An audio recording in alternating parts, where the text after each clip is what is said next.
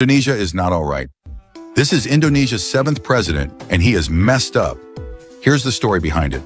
When Jokowi was elected in 2014, he was seen as the good guy because he came from a very humble background. So people began to believe he would destroy corruption and elite dominance as Indonesia's president. However, as he is reaching the end of his 2nd term, he's no longer the good guy like he used to be. And this is because he's been trying to build a political dynasty with his children. His oldest son, Gibran Rakabuming, is now the Indonesia's vice president. But the problem is he was not supposed to be able to run for presidential election because he is 36 years old. The Indonesian constitution clearly stated the minimum age must be 40 years old. But guess what? He was granted the right to run as vice president. And this happened due to a constitutional court decision that was presided over by Anwar Usman, or Jokowi's brother-in-law and the uncle of Gibran. So they changed the law so that Gibran can partake in the election. But it doesn't end here. Gibran's brother, Kaesang, is just as troublesome. Not only he became the chairman of a political party just 2 days after joining in, he also got a big ugly scandal. It is said that Jokowi and his family is living in luxury. And this is terrible since Indonesia's middle class shrunk by nearly 10 million people between 2019 and 2024. And yet Widodo's son, Kaesang, was recently seen online flying on a private jet with his wife. Local media reports found that the private jet was a Gulfstream G650ER, which costs an average 300 million rupiahs per hour. Wow, that's a lot of money. Talking about scandal, Gibran also got one, and actually a lot worse. In the past, the elected president, Prabowo Subianto, used to be the political rival of Jokowi, so both of their supporters weren't in a good term. But here's the real problem. There is this chat forum called Kaskus. It's like Reddit and Quora if you don't know. The trouble comes from a troll account named Fufufafa, who believed by many that this account was actually Gibran due to its digital footprint. This stupidly named account is known to have posted insults against Prabowo before the 2019 elections. He's saying things like, "Your son is gay. You got fired from the military. You ain't got no wife. And your supporters are radical Islamists." Well, I gotta say, he's busted because of his own stupidity. We must not become like him, guys. Corrupt country. In the last video, I talked about Suharto as the most corrupt leader in the world. However, despite this guy is no longer exist, the corruption in Indonesia is still one of the worst in the world. In fact, it's arguably worse now because the corruption is more widespread and common than Suharto's era.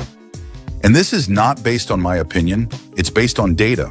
According to Corruption Perception Index by Transparency International, Indonesia ranked 115th out of 180 countries with a score of 34 from 100 scale. This is a bad score because the minimum standard is 50, so anything lower than that is just straight up bad. Even their Malaysian neighbor is better than that. Just in case if you want to know how corrupt this country is, their ministers are corrupt, usually from embezzling public fund and bribery. The local governments also love being bribed, and the police and its homies are violent and associated with extortion. But of course, not everyone is like that. But these troublemakers are still bad nonetheless. Oppressive law. As a democratic country, Indonesia is very disappointing when it comes to reinforcement of law. Small cases got the hard punishment, while the big ones like corruption usually gets a lighter punishment. Imagine this. A 58-year-old man was sentenced 2 years in prison and a fine of 2 billion rupiah for chopping down a mangrove tree. This old guy got jailed despite it was unintentional since he didn't know if chopping down a mangrove tree is illegal. Another example is, an old lady stole a 15-centimeter teak branches belonging to Perhutani Corporation and charged with a sentence of 5 years in prison. Well, sadly, it was her land at first, but it gets taken by force by the Perhutani Corporation. I got a lot of examples to be mentioned, but let's just compare it with the biggest and hottest case in Indonesia, okay? So there is this guy named Tony Tamsil, who is involved in a mega corruption scandal, which revolves around illegal cooperation with other corporation done by Timah Corporation. This has cost the state 300 trillion rupiah, yet he only got charged with 3 years in prison. The reason is because he is not the main perpetrator, so he doesn't get any grave punishment, I gotta say, 3 years as a punishment is just ridiculous considering the huge amount of money here. Tenoheika Banzai. Before Japan became the country famously known for its anime, they used to colonize countries back then, and Indonesia is one of them. However, in 1945, Japan promised to give the Indonesians an independence.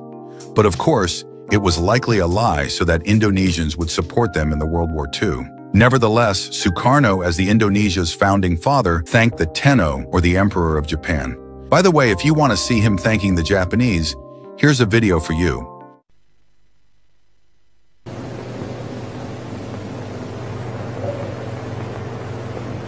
Yang Maha Mulia Tenoheika, yang bermurah hati memperkenankan terkabulnya cita-cita kami yang telah berpuluh-puluh tahun itu.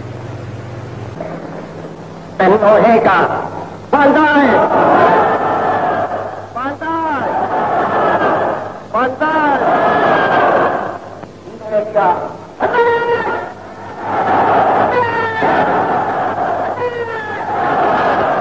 The Walking Dead ritual. Seeing The Walking Dead zombies in cinema is mainstream, but have you ever seen The Walking Dead in real life? If you haven't, then meet the Manini, a ritual practiced by the people of Toraja in Tanah Toraja, South Sulawesi, Indonesia. It is a unique tradition where family members exhume the bodies of their deceased relatives from graves housed in structures called patane. The bodies are then carefully cleaned, dressed in fresh clothes, and paraded through the village in a festive procession.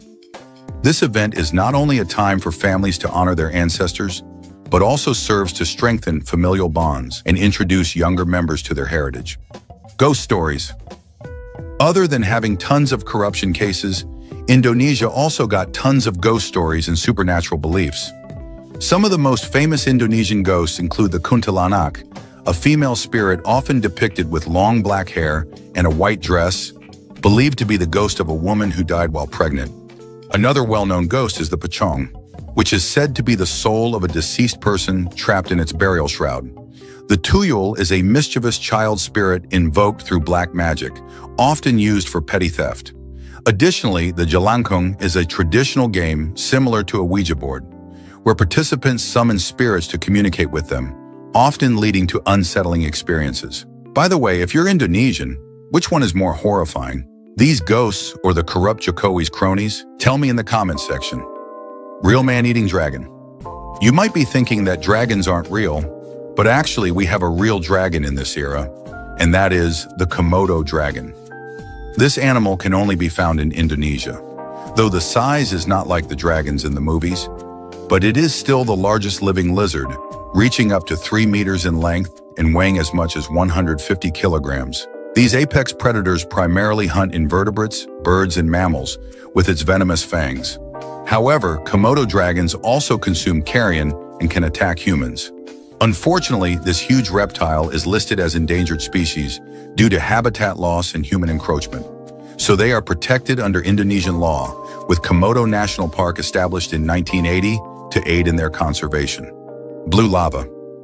Normally, we will imagine the red-hot liquid when we heard the word lava, but there is actually a blue lava if you go to Indonesia. The name is Kawah Ijen, which means Ijen crater, a stunning natural phenomenon in East Java caused by the combustion of sulfuric gases that emerge from the volcano's cracks at temperatures exceeding 600 degrees Celsius. When these gases come into contact with the oxygen-rich atmosphere, they ignite, producing electric blue flames that can reach up to 5 meters high. This spectacle is best viewed at night as the flames are not visible during the day. Don't forget to like and hit the subscribe button. Goodbye and see you in the next episode.